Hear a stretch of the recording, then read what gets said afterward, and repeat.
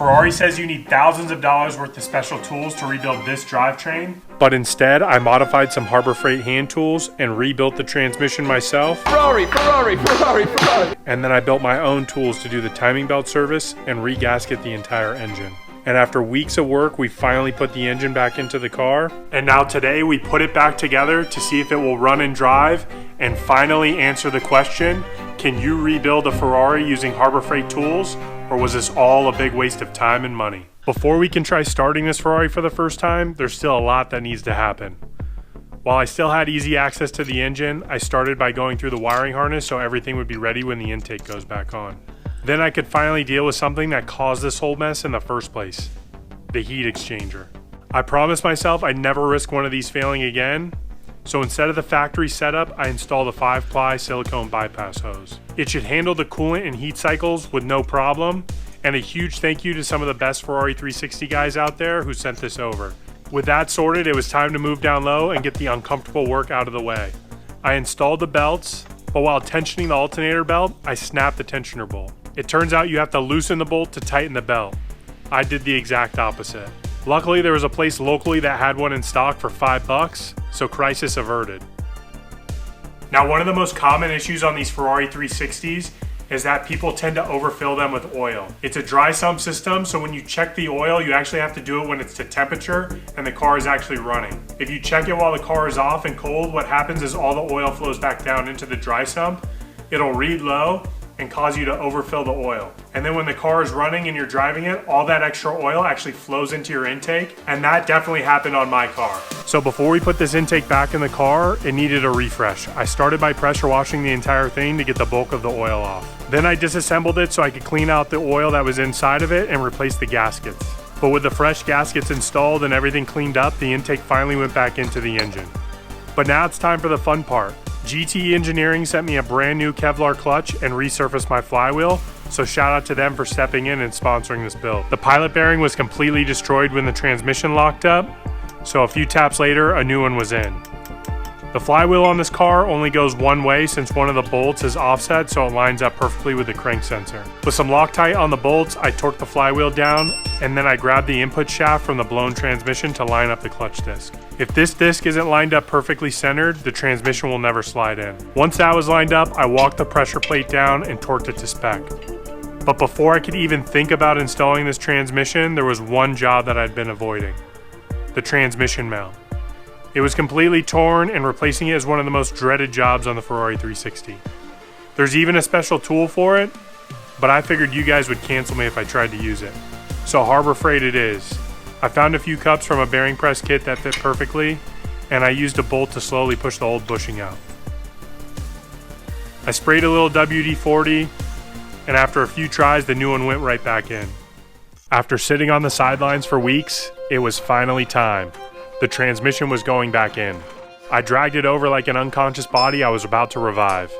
I probably should have called for help, but who else is going to carry the boats? I'd already made it this far on my own. Instead, I took a second to study it, and I came up with a plan. I leaned it against the center beam, I lifted up the tail shaft, and I caught it with a jack. I definitely should have used the factory spec 2x4, but I was rushing. So I committed. I hopped on the pony and I rode the shaft all the way in, jacking it as I got close.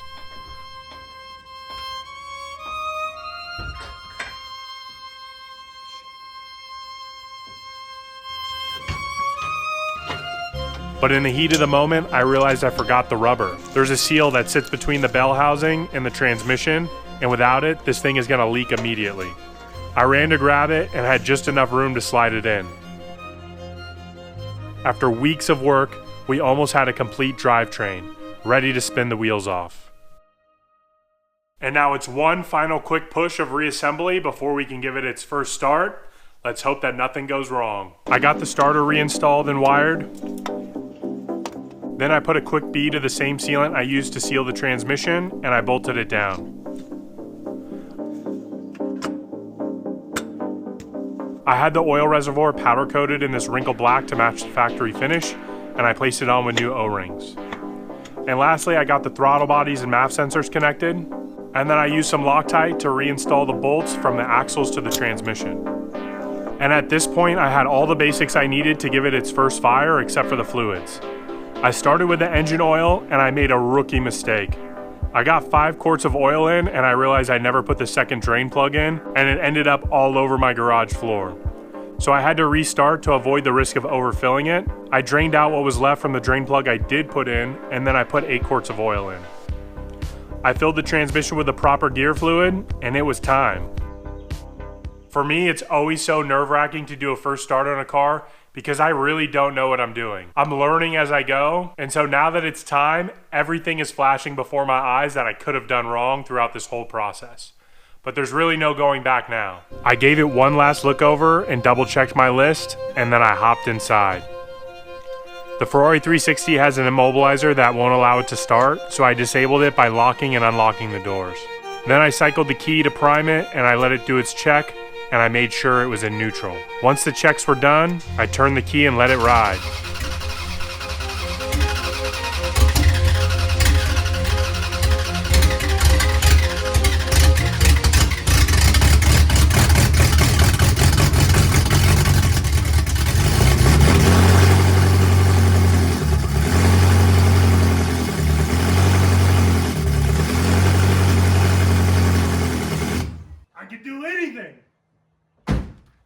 There's nothing I can't do. He should have killed me when he had the chance, because now I'm back and I'm going to kill you and your whole f***ing team.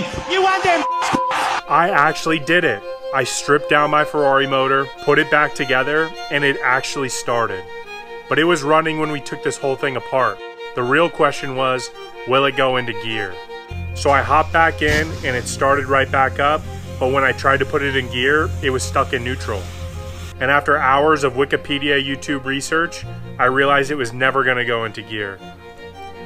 The rear latch assembly has a sensor in it that prevents it from going into gear if the rear hatch is open. So I reinstalled the tower that holds the latch assembly, and I closed it and I gave it another try. And this time, it went into gear. But there was one big problem. The wheels weren't spinning. And even worse, they wouldn't even spin with the car off and in neutral. We were back to where we started, but now I was months and thousands of dollars deeper. My first check was the e-brake. This had to be it. But still, the wheels were locked. Maybe it was the F1 system. I bled it, I programmed it, and still, the wheels were locked. So I pulled the axles off, and luckily the transmission spun. Yep. This was fantastic news because it meant the problem wasn't the transmission. I pulled the brake caliper off, but the wheel was still catching. Maybe the e-brake got damaged by putting it in gear with it on. I pulled that off next, and still it was catching. So I started to pull off the rotors, and that's when I realized, I'm a fucking idiot. The ultimate form of revenge for me is success. I'm gonna keep being successful and make you look like shit. Have your fucking 15 minutes. Yeah. Guess what I'm about to do? I'm gonna go do it again, but this time do it double. Yeah, and every time it gets bigger and bigger.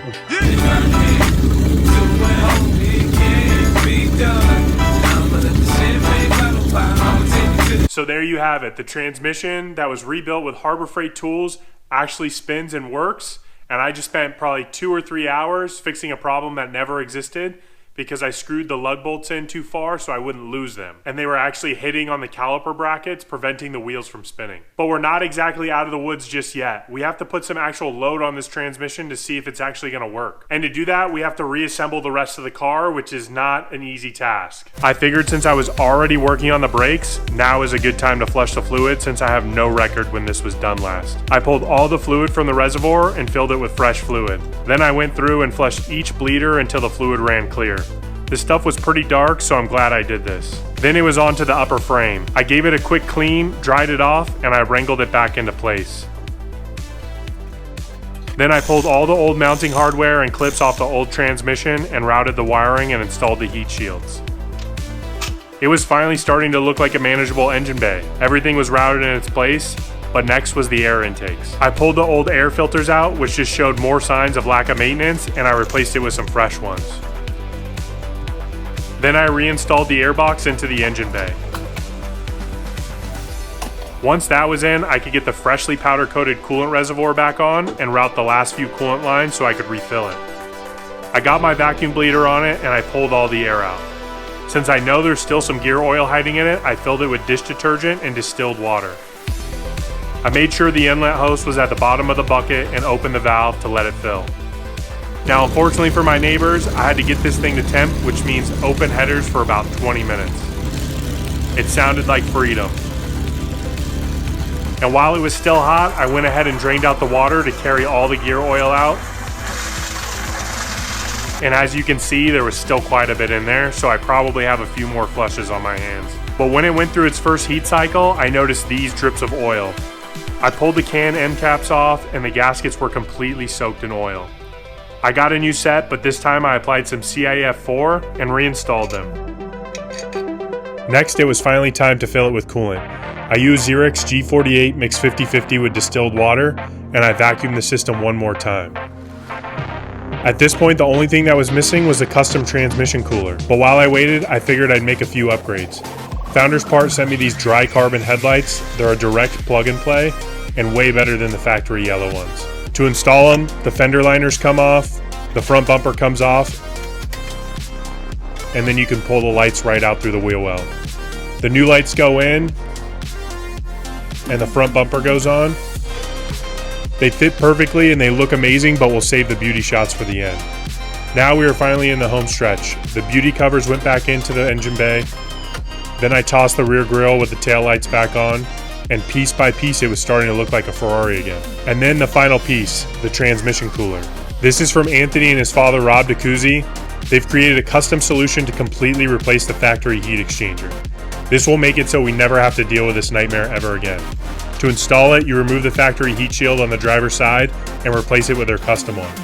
It looks almost identical to stock, but it has a place for the intercooler and the fan assembly to mount up to it. Then you could add the custom transmission fluid lines that use the OEM banjo bolts and tie right into the intercooler. Now to wire up the fan, it's pretty easy. I'm just using a fuse tap to replace the fuse for the radio, and then I connected that to a 180-degree thermal switch. Then I took 12 volts off the starter with an inline fuse, since it's right next to the intercooler, and I wired all of this to a 4-pin relay. So now when the gear oil hits 180 degrees, the fan will kick on.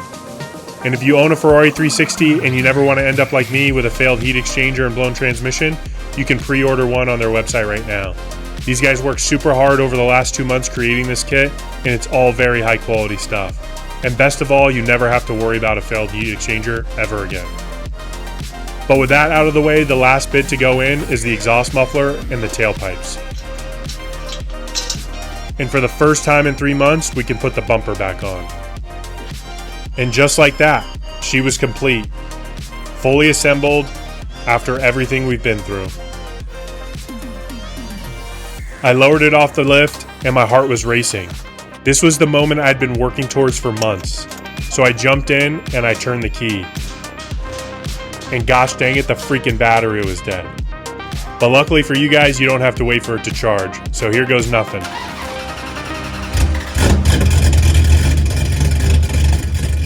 Once it started, I let it idle, and then I finally put it into reverse. It freaking moved. For the first time since August, this car finally left that spot in my garage. So now we take it for its first drive.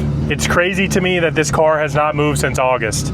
Like, it's literally been in the same exact spot in my garage.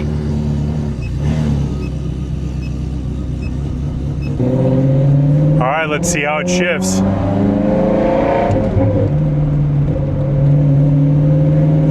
So far, so good. Oh my God. I can't believe it. I mean, it shifts pretty smooth. For a transmission that was beat together with a factory 2x4, I'm just falling in love with this car all over again. I just cannot believe it.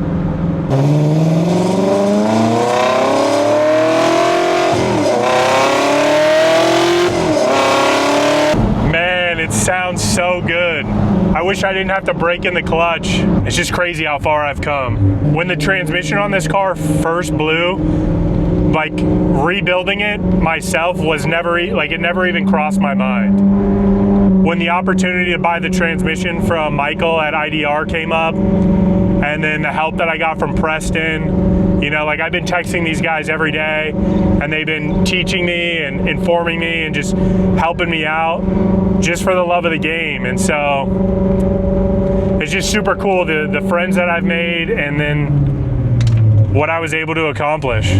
But this is freaking awesome. I have a Ferrari again. This Ferrari is a story of extreme will. When the transmission blew, I started to regret the whole thing. Even after I finished the Z, it took me almost 2 months to even think about touching it again, because I didn't have a plan. So when I finally started, all I had was the belief that I could do it and pure will. I pointed the camera at the car, and I just started taking it apart. And every day after that, I woke up and figured out the next step. Little by little, things started to line up.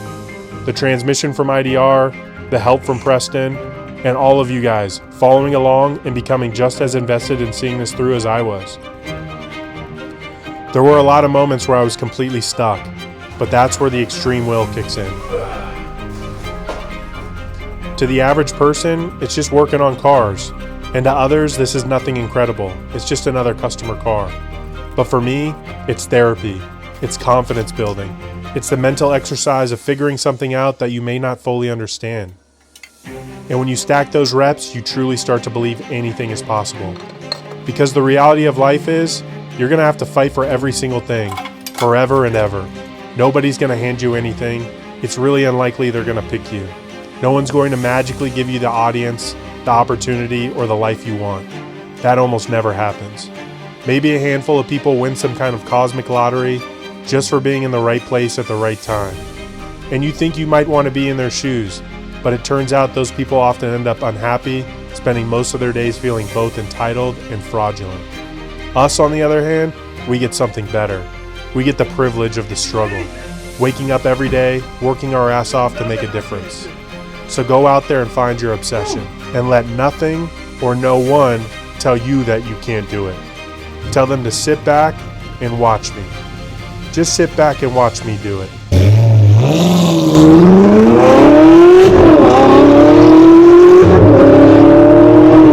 So this probably isn't the end of the story for the Ferrari. There's still going to be some stuff I'm going to have to work out, and I'm sure some problems are going to pop up as we break this thing in.